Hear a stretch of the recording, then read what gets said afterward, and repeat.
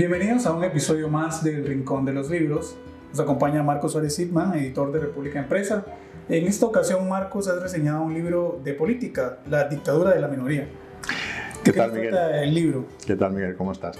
Sí, vamos a reseñar en esta ocasión el libro La dictadura de la minoría. Es un libro cuyos autores son los politólogos profesores de Harvard, Steven Levitsky y Daniel Ziblatt. Ellos dos hablan de la degradación, del declive de la democracia americana. ¿A qué se debe ese declive? Pues se debe a que la Constitución americana es una constitución anquilosada del siglo XVIII, de que las instituciones tienen que reformarse y sobre todo que la democracia americana ya es una democracia multirracial. Ha cambiado, ¿no? Y además se puede considerar, en último término, como una segunda parte, como una continuación del libro que ellos escribieron, Cómo mueren las democracias, del año 2018. Los verdaderos demócratas. ¿De qué habla este libro sobre las personas que realmente buscan la democracia, son fieles a la democracia? Sí, los autores tienen ahí una explicación, porque ellos, cuando se preguntan ¿qué es una democracia?, entonces ellos mismos se responden diciendo, pues una democracia es aquel sistema en donde se pierden las elecciones, donde es posible perderlas, ¿no? Esto obviamente suena como una simpleza y una perogrullada, pero no lo es. ¿Por qué? Y voy a tu pregunta, ¿no? ¿Qué caracteriza verdaderamente a un demócrata? Primero, que siempre esté dispuesto a conceder la derrota, o sea, a reconocer la victoria de su contrincante en unas elecciones libres y justas. O sea, saber perder. Saber perder. Esa es la primera característica.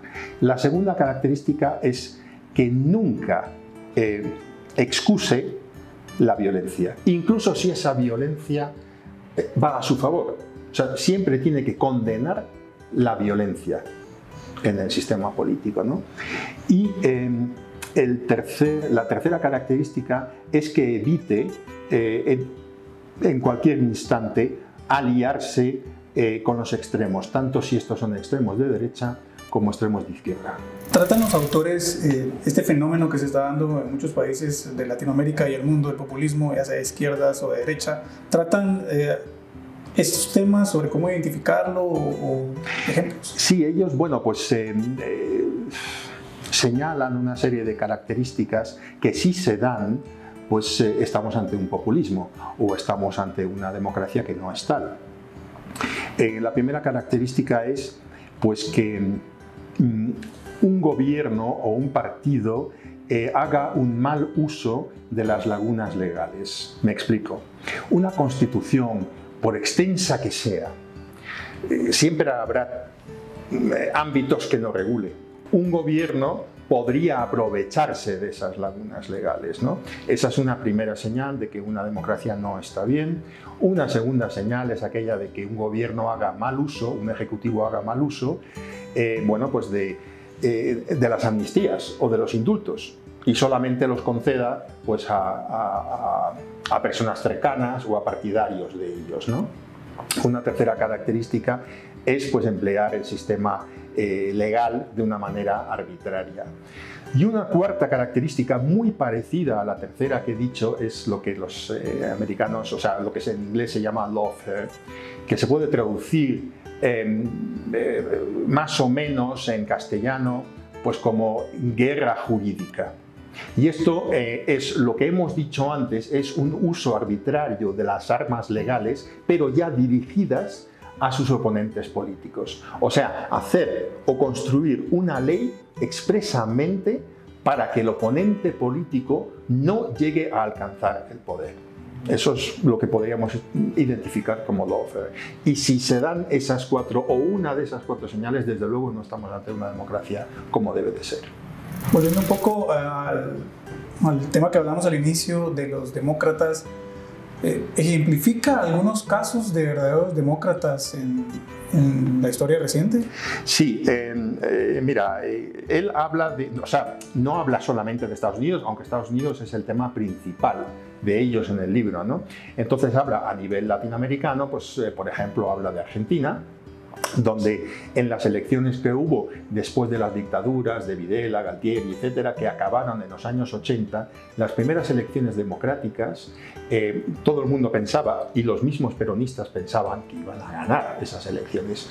Gran sorpresa, ganó Raúl Alfonsín de la Unión Cívica Radical. Entonces, en un primer momento, el peronismo no estaba dispuesto a aceptar esa derrota, ¿no? Al final lo hizo. Y ahí volvemos al tema de qué es lo que, o sea, ¿quién es un verdadero demócrata? Pues aquel que sabe reconocer una derrota, ¿no? Entonces, ahí tenemos el caso de Argentina que ellos, bueno, pues exponen, ¿no? Luego habla bastante de España. En España tenemos varios casos. Primero empiezan hablando de la Guerra Civil Española, de la Segunda República Española entre el año 31 y 36. Entonces, lo que fue la Revolución de Asturias en el año 34, ahí, como había ganado la derecha las elecciones, socialistas y comunistas, o sea, gente de izquierda, bueno, pues empezaron con esta revolución en Asturias, ¿no? El ambiente estaba muy polarizado, o sea, eso fue una polarización de la izquierda contestada por una polarización de la derecha, que es cuando la derecha, con Franco, se levanta contra la República en el año 36. O sea, hubo polarización de la izquierda, polarización de la derecha, ¿no? Eso fue un ejemplo en España. El segundo ejemplo que ellos muestran es el ejemplo de la transición, que la consideran efectivamente ejemplar, pero hablan, y esto sí que me gustaría entrar con un poco más de detalle en ello, en el golpe de Estado, en el intento de golpe de Estado de 1981. Y ahí, en este contexto, recomiendo un libro que es muy bueno, yo lo considero muy bueno, que se llama Anatomía de un instante, de Javier Cercas. ¿Qué cuenta en ese libro? Pues cuenta que cuando asaltaron el Congreso, dijeron todo el mundo al suelo, y todos los políticos se tiraron al suelo, excepto tres, ¿no? El presidente del gobierno, Adolfo Suárez, su vicepresidente y Santiago Carrillo, que era el secretario general del Partido Comunista Español. Entonces tenemos a tres personas que no tenían muchas credenciales democráticas porque procedían de la España franquista. Ideologías diferentes, ¿no? Exacto, pero que con mucho valor estuvieron ahí y defendieron la democracia. Ahí puedes ver a un verdadero demócrata. Y luego ya, bueno, pues también habla de Víctor Orbán, que es un populista muy ambicioso, que dijo aquella frase de en política todo es posible. Pues no, señor Orbán, no todo es posible, porque hay unas instituciones y hay unas leyes, y si vemos a Víctor Orbán, tenemos que pensar automáticamente en el actual presidente de España, ahora se me ha pasado el nombre, ¿cómo era el presidente? Pedro Sánchez, efectivamente, esto me queda en blanco, Pedro Sánchez, que tiene una deriva caudillista total, ¿no? Y ya volviendo a este lado del mundo, ¿qué nos puedes decir sobre el libro? Si le faltó algo o alguna crítica que tengas al respecto del libro. Sí, esta pregunta es oportuna porque, claro, todos los libros no nos tienen que convencer 100%, no tienen cosas pues, que no nos gustan. A ellos, en todo caso, se les podría echar en cara de que insisten mucho en ese resentimiento racial que ellos dicen favorece a los demócratas, porque los republicanos están muy enfocados en el tema de la América blanca y la América protestante, pero ellos obvian algunos estudios recientes que ha habido que nos enseñan que también los demócratas están perdiendo votos entre los no blancos. Eso sería una crítica que se le puede hacer. Otra crítica es que no hablan para nada del bipartidismo, que también en parte es culpable de la situación actual de Estados Unidos. Y una tercera crítica que se puede hacer a los autores es pues, que Estados Unidos sí, naturalmente que hace falta un cambio en las instituciones, pero no es suficiente.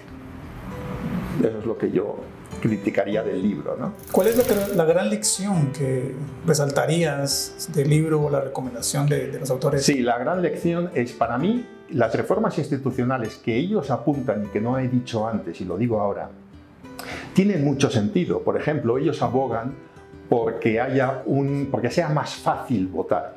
O sea, toda la regulación del voto no es una regulación federal, la regulan los diferentes estados. Entonces a las minorías, o digamos a los no blancos, se les dificulta el voto. Primera cosa que habría que cambiar. Segunda cosa que habría que cambiar, pues que la Corte Suprema ya no sea vitalicia, que haya una edad a partir de la cual tú ya no puedes ser juez de la Corte Suprema, ¿no? Otra tercera reforma muy buena que creo yo que ellos recomiendan, pues es el cambiar, el eliminar el colegio electoral por el voto directo, porque recordemos que Trump, las elecciones que él ganó a Hillary Clinton, él sacó 2 millones de votos populares menos. Entonces, claro, ¿dónde está ahí la democracia, no? Si un candidato saca 2 millones de votos más y el que al final es presidente es el que tiene menos votos populares, no es demasiado democrático, ¿no? Entonces, hay una serie de reformas que hay que llevar a cabo porque, como digo, la Constitución está anquilosada. Y ya como mensaje final, lo que me preguntabas de qué es lo que se puede aprender en este libro, es que es un libro muy positivo para leer durante un año como este, que es además sui generis por lo que estamos viendo ahora, ¿no? Que se ha retirado a última hora Joe Biden, y es una muy buena lectura en año electoral. Bueno, pues gracias, Marcos, y pues a la audiencia los invitamos a suscribirse a los boletines de República y recibir las reseñas de los libros que Marcos nos trae todas las semanas. Gracias. Así que muchas gracias. Gracias.